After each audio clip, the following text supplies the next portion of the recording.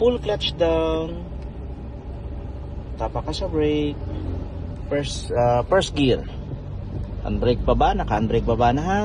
At nasa patag tayo, okay? So naka first gear, mirror check. Okay, ready? Move forward, bitaw ka ng brake, angat ng clutch dahan-dahan. Then stop, clutch down, tapa ka sa brake. Okay, lipat tayo, gear position, reverse. Okay, mirror check, ready.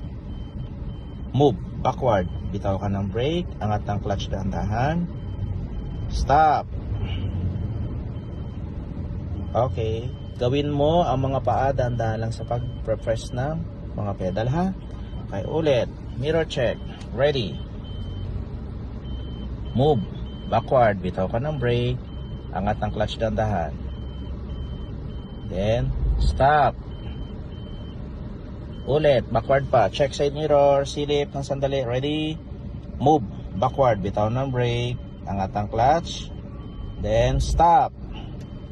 Clutch down, tapa ka sa brake. Okay, first gear. Ulit. So tama ba? Balik mo sa neutral. First gear. Yan. Mirror check.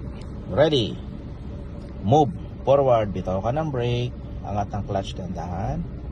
Then pag moving na, tingin sa malayo, bitaw na mga pasa pedal. Then abang lang sa brake.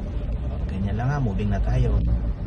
Ngayon dito, babagalihin to tayo. So gagawin mo, clutch down, tapa ka sa brake, then neutral, handbrake taas, dahan-dahan. Then balik ulit sa gear shifter, double check kung naka-neutral. Then release ang mga paa sa pedal.